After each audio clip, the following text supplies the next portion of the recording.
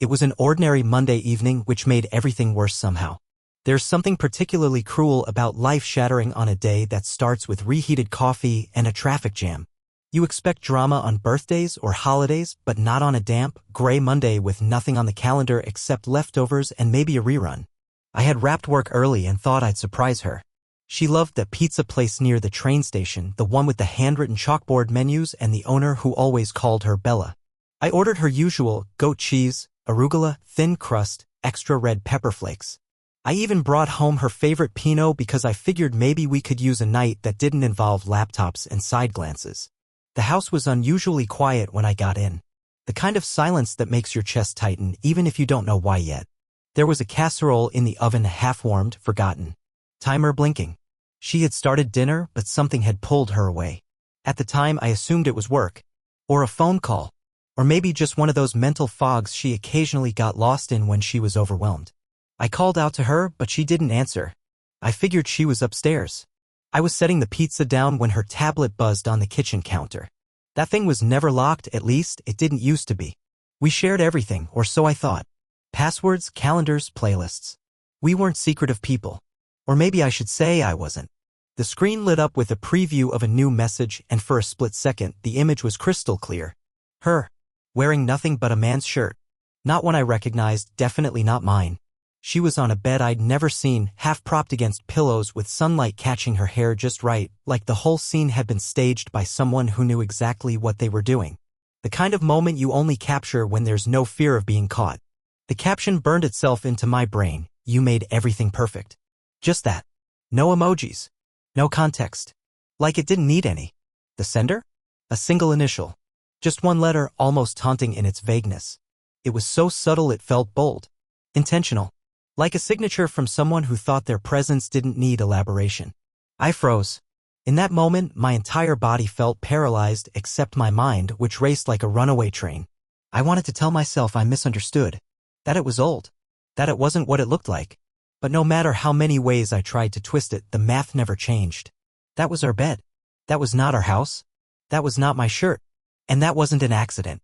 I didn't even have time to fully process it before I heard the familiar creak of the stairs. Her footsteps, soft but deliberate, grew louder with every step until she rounded the corner and entered the kitchen like nothing had happened. Like everything was normal. She looked beautiful in that careless way that always seemed unfair, sweatshirt hanging off one shoulder, hair tied up, the faintest trace of whatever perfume she'd started wearing in the last few months. It was floral. Sharper than her old scent. New like so much else lately. She saw the tablet but didn't flinch. Just reached for it, tapped once, and the message disappeared. Gone. Like erasing a typo. Not a glance in my direction. Not a hint of panic. If she had noticed the look on my face or sensed the tension in the room, she didn't show it. Hey, she said lightly, reaching for a glass. Smells like burnt cheese. Did I forget the timer again? She didn't miss a beat. Her voice was even. Not cheerful, but not defensive either. Just casual. Practiced. Like we were still talking about errands and grocery lists. I didn't respond right away. I just stared at her, waiting for some sign that she knew I'd seen it. That she was about to explain. Apologize. Panic. Something. But she didn't ask what was wrong. She didn't ask what I saw. She didn't ask anything. Instead, she poured herself water, leaned against the counter, and scrolled through something on her phone, probably Instagram. Or maybe that's what she wanted me to think. Her face was unreadable, the kind of expression that says, I control the narrative now. I wanted to speak. To demand answers. To yell maybe. But my throat was thick with disbelief. My brain couldn't settle on a single reaction. Anger, confusion, sadness, dread, it all swirled together into this unbearable stillness inside me. She took a sip of water, eyes flicking to the oven. Oh God, I left it in too long, didn't I? She muttered, opening the door and waving away some steam. She laughed, soft and embarrassed, like this was the biggest crisis of the evening. And that's when it hit me, this wasn't her first time navigating suspicion. She wasn't scrambling. She wasn't reaching for excuses or stalling for time. There was no hesitation in her movements. No tremble in her hands. No guilt in her eyes. She wasn't improvising. She was performing. The message, the picture, the man whose shirt she wore, none of it shook her. If anything, I think she was waiting to see if I'd say something. To see if I'd crack. To see if she still had the upper hand. And when I stayed silent, she erased the message with the same ease she'd used to close a shopping app. Like it didn't matter. Like I didn't matter. We both stood in that kitchen for a few minutes, me stuck in the shadow of something I couldn't name yet and her acting like the night was still salvageable. Like we were still intact. I finally muttered something about needing air and walked outside into the rain. Not hard rain, just a light mist that clung to your clothes and made everything smell like wet leaves and static. I sat on the porch and stared into the dark. My hands were shaking, but I didn't feel cold. I didn't feel anything, really. Just numbness creeping in from all sides. And still, the same thought echoed in my head. She didn't even ask what I saw. She didn't need to. After that night, nothing was the same, even though everything still looked the same. Same walls. Same routines. Same woman humming while brushing her teeth like she hadn't just erased my trust with a flick of her finger. But behind it all, something had shifted. Or maybe it had always been shifting and I was only just now seeing it. That image, the one on her tablet, didn't just show me where she had been. It showed me where I hadn't been. And once I saw that, I couldn't stop seeing everything else. The red flags didn't show up all at once. They weren't screaming alarms. They were quiet. Subtle. Slippery. Like shadows that only make sense after you've turned on the light.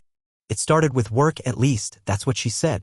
Her job had always been demanding, but suddenly she was in meetings at hours that didn't make sense. Team dinners with no receipts. Phone calls she'd step outside to take, claiming the signal in the house was bad. New habits emerged overnight. She'd dress just a little nicer, linger longer in front of the mirror, check her phone constantly like waiting for a signal from somewhere else. I used to ask her about her day, and she'd light up, tell me about clients and chaos and coworkers who couldn't organize a file if their lives depended on it. But over time, those stories dried up. The debriefs that once filled our evenings vanished. Her replies grew shorter, it was fine, just tired, nothing new. And then came the passwords. Her phone had always buzzed freely around me, sometimes on the table, sometimes in her hand, but never hidden. But now there was a new code. A face scan.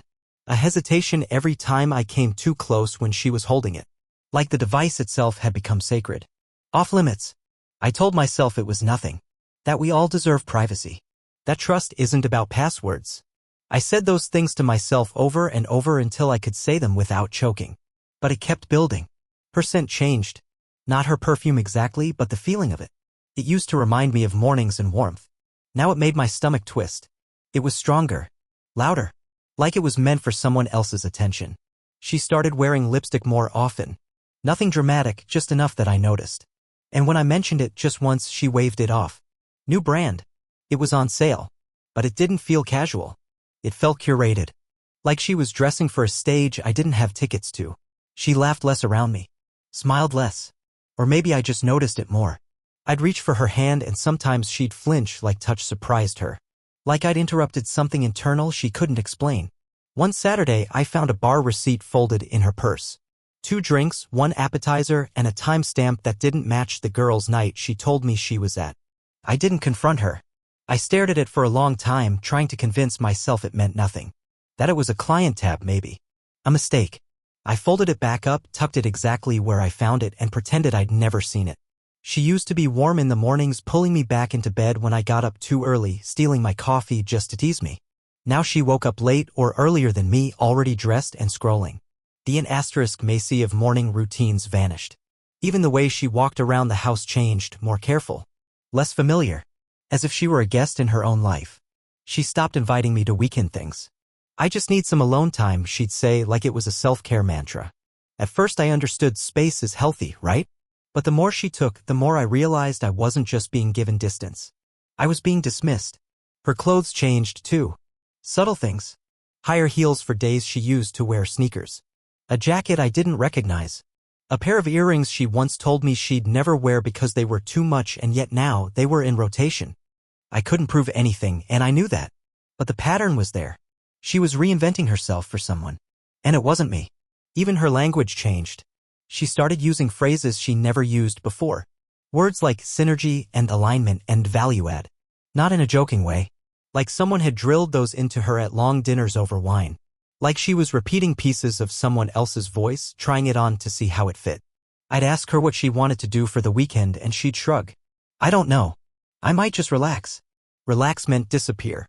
It meant errands that lasted 6 hours. It meant coming home tired in a way that had nothing to do with rest. I remember once catching her staring at her reflection, not in vanity but calculation. as if wondering whether she still looked like herself. Or maybe whether she looked like who she was trying to become. The worst part? None of this was dramatic. She didn't slam doors or scream fights. She just faded. Like someone walking backward out of a room, 1 inch at a time, smiling as they went. And every time I tried to pull her back, she'd reassure me just enough to keep me from asking too much. I'm just tired. Things are hectic right now. You're overthinking. Can we not do this tonight? So I didn't push. I watched instead. I memorized the slope of her lies and the rhythm of her distance. I stopped asking how she was. I stopped expecting answers. I stopped believing the answers I got. There was one night, late in October, when we were supposed to meet friends for dinner. She came downstairs in a dress I'd never seen before, looked right through me, and said, "You ready?" Like she hadn't just stolen the air out of the room. That's when I really knew that I wasn't seeing things. I was losing something, piece by piece. And I kept thinking, was this how it had always been? Had she always been this good at disappearing in plain sight? Or had I just stopped looking close enough? Sometimes I'd wake up in the middle of the night and reach for her only to find her already scrolling, the light of her phone illuminating her face like a campfire she wouldn't let me sit by. I started keeping things to myself. The way her voice softened when she answered unknown calls. The new coffee shop she mentioned but never took me to. The songs she played that were never on our shared playlist. I didn't ask questions because I already knew the answers. Or maybe I was afraid to hear them out loud. It was a slow unraveling. Not a cut, but 1,000 threads pulled loose until I couldn't tell what we were holding onto anymore. Looking back, I realized something. She didn't break us with one betrayal. She dismantled us slowly, gently, like she didn't want to wake me while she left. And I had let her. It was a Saturday morning when she told me she was going to Austin. Marketing conference. 3-day summit. Big-name speakers, tight schedule, company paid. All the usual jargon. She even handed me the itinerary, neatly folded and printed in color like a prop from a carefully rehearsed play. I nodded, helped her pack, even ironed her blazer because that's what a supportive partner does, right? She hugged me goodbye at the door like everything was fine. Kissed my cheek, said, "Wish me luck," then drove away in the car I'd filled up for her the night before. I stood on the porch and waved like a fool, not knowing I was being written out of a chapter of my own life. I had no reason to doubt her, or at least that's what I kept telling myself. But doubt doesn't need evidence to exist. It just needs silence. And lately, there had been far too much of that. That night, I stayed up late, half watching reruns and half waiting for a goodnight text that never came. At some point, I dozed off on the couch. When I woke up the next morning, the sun was already up, the house still empty, and my phone buzzing with notifications. That's when it happened. I wasn't even looking for it. I opened YouTube to watch something mindless, football highlights, or one of those algorithm-chosen time wasters. But instead, a recommended video popped up. Some corporate channel. Title was something like Scottsdale Growth Mixer 2023. I almost scrolled past it. But something about the venue in the thumbnail caught my eye. It was familiar. Too familiar. I tapped the video. It started with an exterior *T of a resort we'd once visited for our anniversary, warm lighting, wide glass windows, that big fire pit in the middle of the courtyard. I remembered it like I remembered her laugh in that hot tub, the smell of sunscreen and sangria. But this wasn't a memory. This was something else. A few minutes in, the camera panned across a crowded patio. Music, clinking glasses, corporate small talk. I was about to exit when I saw her. There she was. In the background. Like a ghost. Sitting on someone's lap. His face was turned away, but hers wasn't. Hers was tilted toward him, smiling, glass of wine in hand. Her posture told the whole story. Relaxed. In asterisk mate. Like she belonged there. Like this was home now. Her hand was on his shoulder. His was on her thigh. And then, God help me, he kissed her. Slow, deliberate. Not stolen or shy. Confident. Familiar. Like it had happened before and would happen again. I didn't breathe. I didn't blink. I just stared. Rewound the video. Paused it. Played it again. Zoomed in until the pixels blurred. She hadn't gone to Austin. She hadn't gone to a conference. She had gone to be with him. No captions. No context. Just her. In Scottsdale. At a resort we once called our place. Draped across a man I'd never met, looking more herself than she had in months. The irony was unbearable. The place where I once surprised her with a ring now served as the setting where she confirmed she'd taken it off, if not physically, then emotionally. I sat frozen, phone in hand, trying to comprehend the scope of what I was seeing. There was no confrontation this time. No chance for her to spin a new story. No deleted messages, no vague explanations, no digital footprints half-swept. This was public, visible, permanent, posted for the world to see, and somehow it had found its way to me. It wasn't a misunderstanding. It was confirmation. And it broke something in me I didn't know was still intact. The rest of the day was a blur. I kept watching the video as if repetition would somehow soften the blow. I kept hoping foolishly that I was wrong. That maybe it wasn't her. That maybe it was a lookalike with uncanny features and the same exact dress she bought last fall. But I knew better. There was a moment in the video, just a second, when she turned her head, laughed at something he said, and tilted her chin the way she always did when she felt adored. I had seen that look before. I used to be on the receiving end of it. That tilt, that soft laugh, that unconscious touch on the shoulder. It wasn't a performance. It was reflex. And that's what hurt the most. Not just that she cheated, but that she looked happy doing it. Not conflicted. Not guilty.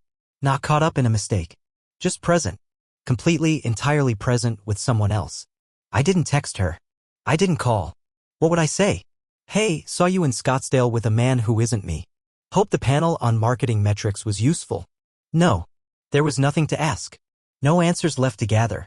The lie had unwrapped itself. I tried to eat. I couldn't. I tried to sleep. Couldn't do that either. The image haunted me. Her head on his shoulder. The way they swayed slightly to the music. The way her hand curled around his like it belonged there. And worst of all, the way she didn't look around. No fear of being seen. No fear of me. Because in her mind I was nowhere near her anymore. She had already written me out of her reality. At some point that night, I sat on the bedroom floor with the lights off, laptop open. I watched that same section of the video on loop. I took *TS. Captured the timestamp. Paused on the kiss. Not because I needed the evidence, I already believed it, but because I needed to mark it. This was the moment. The moment everything became real. I finally understood the silence, the changes, the evasions. I wasn't paranoid. I wasn't imagining it. My gut had been screaming for months and I had silenced it with hope. But hope has a cost. And mine had just been collected in full. By the time Monday rolled around, I had gone numb. I moved like a shell of myself, coffee, shower, pretend to care about emails. I walked the dog. I replied to group texts. But inside I was wreckage. Floating debris from a house fire I didn't start but still had to sift through. When she came home, she kissed my cheek again. I didn't flinch. I didn't ask. She unpacked like she'd actually gone somewhere real. Pulled out a lanyard from the fake conference. Set it on the counter like proof. But I knew where she'd really been. And I knew who she'd been with. She moved through the evening like everything was fine. She asked if I wanted to order sushi. She joked about how boring the hotel coffee had been. She recited a fake anecdote about a keynote speaker who didn't exist. And I nodded along. Like I believed her. Because I wasn't ready to tip my hand. Not yet. That night, after she fell asleep beside me with the calm breathing of someone who thought they'd gotten away with it, I stared at the ceiling and whispered to the dark. I saw you. She didn't hear. But I think a part of her already knew. She came home Monday like nothing had happened. No hesitation, no slip in her story. She moved through the door with the kind of breezy confidence you'd expect from someone who had just landed a deal, not from someone returning from a weekend of betrayal. Her voice carried through the house with ease. She unpacked quickly, mentioned traffic, said something about layovers and overpriced airport snacks. She laughed at her own complaint like it mattered. Like I cared. But I said nothing. Not because I was unsure. I was done being unsure. I stayed quiet because I had learned something more powerful than confrontation. Silence was a scalpel. Used carefully, it cuts clean. And unlike shouting, it left no mess. She thought my silence meant ignorance. I let her believe that. While she filled the house with chatter, complaints about work, questions about what I ate while she was gone, fake stories about a keynote speaker she didn't hear, I listened. I watched. And most importantly, I remembered. Her confidence wasn't arrogance. It was insulation. She was protected by the assumption that I wouldn't dig. That I wouldn't question. That I still believed in her. She was half right. I didn't question. I didn't accuse. I didn't ask where she'd been. Because I already knew. But what she didn't know, what she couldn't possibly guess, was that I'd spent the past 2 days building a timeline. I created folders. Backed up her tablet to my drive. Found deleted messages in cloud syncs she forgot I had access to. Screenshot TED locations, trip charges, duplicate Uber accounts. Hotel reservations made under aliases but with our shared credit card. Her second life wasn't deeply hidden. It was just protected by my former trust. She never thought I'd look.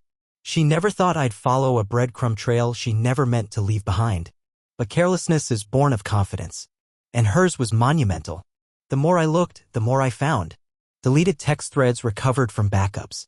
Calendar entries for meetings that didn't exist, at least not in her company's actual schedule. Late-night rides to addresses that weren't friends' houses. A charge from a boutique hotel in Scottsdale dated 2 weeks before the video I saw. 2 weeks. So it wasn't just one weekend. It wasn't even a recent thing. It was established. Repetitive. Routine. And yet she smiled at me over breakfast like we were still us. I let her. I began to archive. To build a file like a quiet investigator living inside my own life. I found gift receipts for items I never saw her wear because they weren't meant for her. I checked our shared Amazon account and found hidden lists, private purchases rerouted to locker pickup spots. I tracked timestamps, matched them to map histories. I became forensic. Detached. Precise. She came home each night unaware she was walking into a crime scene I was silently reconstructing. I watched her sleep like someone trying to remember a dream they didn't want to wake from. Her breathing calm. Her limbs draped across the bed like she owned the space between us. Like I wasn't already gone in every way that counted. I started photographing things. Not for leverage. For clarity. I needed to see it all laid out. Needed to collect every fracture she had pretended to patch with smiles and soft tones. This wasn't revenge. It was preparation. I didn't want to scream or break things or crash through the truth with violence. I wanted the moment to land like a still, sharp drop. No echoes. Just finality. So I played along. Told her she looked beautiful when she got ready for her fake late shifts. Asked how her team meeting went. Smiled when she returned late with that faint wine scent she swore was just a client dinner. She didn't know I had the security camera footage from the house saved to a private archive. She didn't know I'd compared timestamps with her phone's GPS pings. She thought she was fooling me. And in a way, I was grateful for that. Her carelessness gave me space. While she spun lies, I fortified my truth. I updated passwords. Changed recovery emails. Transferred critical assets to an account under a different name just in case. I rerouted shared mail. I backed up every conversation we'd ever had in text, every bill, every file, every contract with both our names on it. I was no longer reacting. I was recording. She mentioned wanting to renovate the living room and I nodded. Said we could paint in the spring. She brought up a trip to Lake Tahoe sometime this year and I agreed, all while knowing she wouldn't be in my life by summer. There was a comfort in the quiet. A cold comfort. I didn't need to yell. I didn't need to confront. I already had everything I needed. Her story was built on sand and I was just waiting for the tide to come in. And when it did, I wanted to be the one standing on solid ground, alone but upright. One night, while she was asleep, I found a folder on her laptop hidden in plain sight. It was a collection of photographs. Not explicit. In asterisk mate, yes, but not vulgar. Mostly candids. Her and him. Laughing. In hotel robes. On balconies. Holding hands across cafe tables. Pictures she never smiled like that in with me. Some were timestamped during times she claimed to be at conferences or girls' nights. And there was one of them in the Scottsdale Resort's hot tub, the same one where, 2 years earlier, she had whispered, "I can't imagine being anywhere else but here with you." Same spot. Different man. Same look in her eyes. That's when I stopped hoping for redemption. That's when I let go of the idea that this could somehow be salvaged. I wasn't mourning anymore. I wasn't bargaining. I was documenting. Preparing. Ready to step into the aftermath without dragging the rubble behind me. By now, she probably assumed things were better. I was more relaxed. Less clingy. More agreeable. We weren't fighting. She didn't know it was because I had moved on internally, because I no longer saw her as someone I had to fix things with. She thought the calm meant peace. It didn't. It meant closure. I was no longer in denial. No longer confused. I wasn't going to wake up one morning and ask, what if I'm wrong? Because I wasn't. The silence I gave her wasn't weakness. It was strategy. Because when the day came, and I knew it would, I wanted her to see everything at once. Not piecemeal. Not argument by argument. I wanted her to look down at the table, see the receipts, the photos, the data, the evidence, and know that every word she had rehearsed was now obsolete. She wouldn't get the chance to talk her way out. She would face it all at once. And all I had to do was wait. When her father fired me, he didn't even look me in the eye. It was a Friday, of course it was. End of day, end of week, end of the illusion that I was part of something more than an obligation. He said the firm was restructuring, said it wasn't personal. But we both knew the truth. I was her husband first and his employee second. And once I no longer served the image they were selling, once cracks started forming in our marriage, he chose blood over bond. I walked out with a box of files and a hollow feeling I couldn't name. The building felt smaller on the way out. The lobby colder. I didn't tell her right away. I wasn't sure she'd care. Turns out she didn't. When I finally did tell her, she looked up from her phone and blinked like I had told her someone else's bad news. She said, "I'm sorry, babe," and then immediately asked if I could still make the payments on our half of the car lease. That was it. No follow-up. No anger on my behalf. No late-night ranting about how her father crossed a line. Just a shrug. That night, I lay awake staring at the ceiling, realizing something that hit harder than the firing itself. I was expendable. At work. At home. Everywhere. But that was the night I decided I wouldn't be anymore. I started with a notebook. Pen and paper. Lists. Ideas. Sketches of a system I once dreamed of building when I was too young to know how hard it would be. Data security. Behavioral architecture. Not S**XY stuff, not flashy, but essential. Invisible scaffolding that holds real systems together. The kind of work that isn't noticed when it's done right and noticed immediately when it's not. I cleared out the garage and turned it into a workspace. I bought a whiteboard, ordered second-hand monitors, and lived on caffeine and leftover adrenaline. I worked in silence, long hours, fueled by equal parts obsession and clarity. She didn't ask what I was doing out there. Not once. At first, I was bitter about that. Then I realized it was a gift. She wasn't watching. She wasn't listening. And that meant I could build without interference. I called an old friend, someone I used to work with back in the early days of my career. We drifted apart when I got married. He picked up on the second ring. "Didn't expect to hear from you," he said. "Didn't expect to be calling," I replied. He came by that weekend. Took one look at the boards I'd put together, the prototype I'd been testing in fragments, and said, "If you're serious, I'm in." That was all I needed. We built in the shadows. Nights, weekends, stolen hours.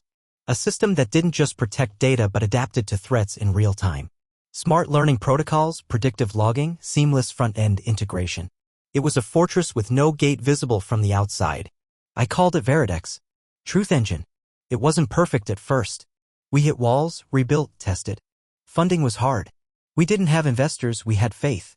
We lived lean. I dipped into my savings, stopped eating out, cut every corner I could. She didn't notice. She was too busy planning weekend trips I wasn't invited on, too busy needing space and claiming she was finding herself. What she didn't realize was I had started finding myself too. And unlike her, I wasn't faking it. Months passed.